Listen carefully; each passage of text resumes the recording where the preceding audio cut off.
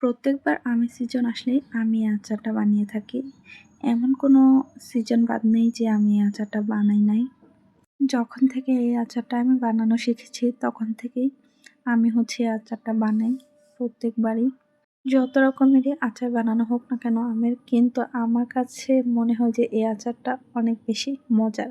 এটা আমার কাছে মোস্ট ফেভারিট একটা আচার।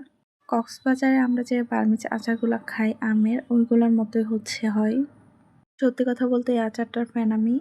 তো বরাবরের মতো এবারও আমি এই আচারটা বানাবো। গতকাল রাতে প্রচণ্ড ঝড় হয়েছিল। তো ওই ঝড়ের মধ্যে আমগুলা পড়ছে। আমি ঘুমিয়ে পড়ছিলাম। তখন আপনাদের ভাইয়া এসে আমাকে জাগাইছে। জাগায় তারপর বলতেছে, "তুমি একটু দাঁড়াও, আমি আমগুলা কুড়ায় নিয়ে আসি।"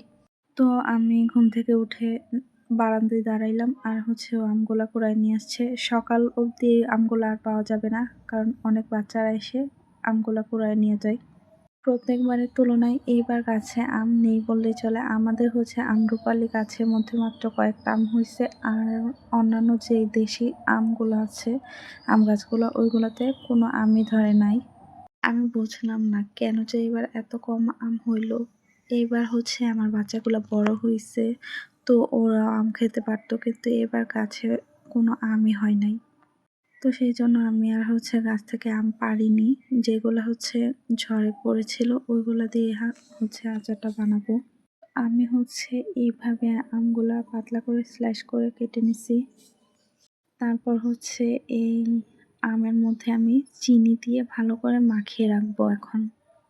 চিনিটা ভালোভাবে আমের সঙ্গে মিশিয়ে আমি ২ ঘন্টা রেস্টে রেখে দিছিলাম।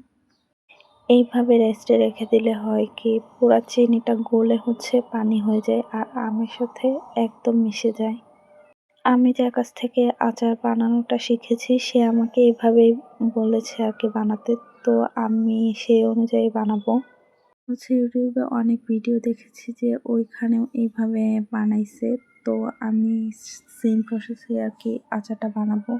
এখন আমি সামান্য একটু পাঁচফোড়ন আছে না, ওইগুলা থেকে আরকি একটু সামান্য পাঁচফোড়ন নিয়ে নিলাম। বেশি দরকার নাই, অল্প একটু হলেই হবে, যাতে একটু খাওয়ার সময় মুখে লাগে সেজন্য আরকি।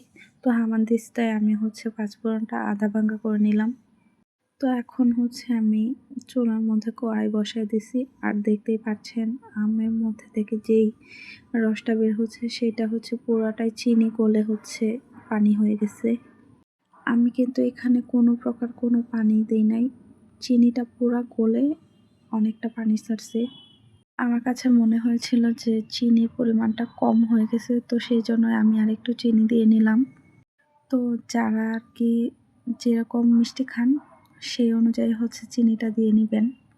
যে যেরকম মিষ্টি খান সেরকম দিয়ে নিবেন চিনি। সেটা সঠিক মেজারমেন্টটা আমি বলতে পারলাম না। এখানে কালারের জন্য আমি লাল মরিচের গুঁড়া দিলাম। আর ২ টা শুকনা মরিচ দিলাম। আর যেই পাঁচফোড়নগুলো আমি আধা ভাঙ্গা করে রেখেছিলাম সেইগুলাও দিয়ে দিছি। কারণ এখানে আমার আমগুলো সিদ্ধ হয়ে গেছে অলরেডি। আমি একটু বাইরে চলে গেছিলাম, তো চুলায় রেখে তো আমি আর দেখিনি। একটু বেশি সিদ্ধ হয়ে গেছে আমটা।